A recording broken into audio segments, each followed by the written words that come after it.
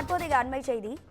அசாதாரணமான வரலாற்று சிறப்புமிக்க பட்ஜெட்டை தாக்கல் செய்திருக்கிறார்கள் எனவும் வளர்ச்சியடைந்த பாரதம் 2047 என்ற லட்சியத்தோடு இந்த பட்ஜெட் இருப்பதாகவும் பட்ஜெட்டில் புதுமை, தொழில்நுட்பம், இணைப்பு மற்றும் டிஜிட்டல் உள்கட்டமைப்புகள் இருப்பதாகவும் இன்று தாக்கல் செய்யப்பட்டுள்ள பட்ஜெட்டை ஆளுநர் RN ரவி புகழாரம் செய்திருக்கிறார். இது தொடர்பான அண்மை செய்தியை நாம் பார்த்துக் கொண்டிருக்கிறோம். இன்று தாக்கல் செய்யப்பட்டுள்ள பட்ஜெட்டிற்கு ஆதரவும் எதிர்த்தும் பல்வேறு அரசியல் கட்சி தலைவர்கள் தெரிவித்து வரக்கூடிய நிலையில் தற்போது ஆளுநர் RN ரவி பட்ஜெட்டை புகழ்ந்து பேசியிருக்கிறார். அதில் பட்ஜெட்டில் புதுமை, தொழில்நுட்பம், இணைப்பு மற்றும் டிஜிட்டல் உள்கட்டமைப்புகள் வலுவாக உள்ளதாகவும் வளர்ச்சியடைந்த பாரதம் 2047 என்ற லட்சியத்தோடு இந்த பட்ஜெட் இடம்பெற்றிருப்பதாகவும் அவர் தெரிவித்திருக்கிறார். இது தொடர்பான அண்மை செய்தியை பார்த்துக் கொண்டிருக்கிறோம். இது குறித்தான கூடுதல் தகவல்களை தருவதற்காக நமது தலைமை செய்தியாளர் சிவா இணைப்பில் இருக்கிறார்.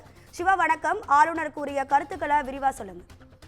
அதுக்கா மத்திய பட்ஜெட்டிற்கு தமிழ்நாடு ஆளுநர் RN ரவி தன்னுடைய கருத்துக்களை எக்ஸ் பக்கத்துல பதிவு செய்திருக்கிறார். அவர் பதிவு செய்திருக்கக்கூடிய இந்த பதிவுல அசாதாரணமான வரலாற்று சிறப்புமிக்க அனைத்தையும் உள்ளடக்கிய ஒரு நிதிநிலை அறிக்கையாக பிரதமர் நரேந்திர மோடி தலைமையிலான மத்திய அரசினுடைய இந்த நிதிநிலை அறிக்கை அனைவருடனும் அனைவருடைய நலனுக்காகவும் என்ற உணர்வை பிரதிபலிக்கக்கூடிய வகையில ஒவ்வொரு குடிமகனை வளப்படுத்தி அவர்களுக்கு தரமான சுகாதாரம் மற்றும் கல்விக்கான அணுகலை விரிவுபடுத்தக்கூடிய வகையிலான வளர்ச்சி அடைந்த பாரதம் 2047 என்ற லட்சியத்தையும் இலக்கையும் எட்டுவதற்கான ஒரு உறுதியான பாதை வகுக்கக்கூடிய வகையில் நிதிநிலை அறிக்கை அமைந்திருக்கிறது என்று தமிழ்நாடு ஆளுநர் RN ரவி குறிப்பிட்டிருக்கிறார்.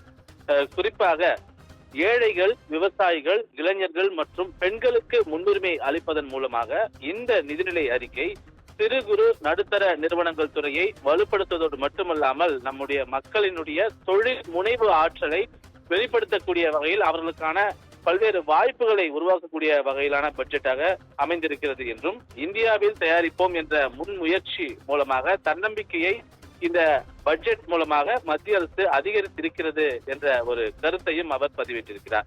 இந்தியாவை உலகளாவிய உற்பத்தி மையமாக நிலைநிறுத்துவதற்கான ஒரு முயற்சிகளை மேற்கொள்ள மத்திய அரசு பல்வேறு பணிகளை மேற்கொண்டு வருகிறது என்றும் இது வேலை வாய்ப்புகளை உருவாக்குவதற்காகவும் தொழில் முனைவோரை வளர்ப்பதற்காகவும் ஜவுளி மற்றும் மீன்வளத்துறைகள் உட்பட நிலையான விரிவான வளர்ச்சியை இயக்குவதை நோக்கமாக கொண்ட ஒரு பட்ஜெட்டாக இருக்கிறது என்று அவர் குறிப்பிட்டிருக்கிறார்.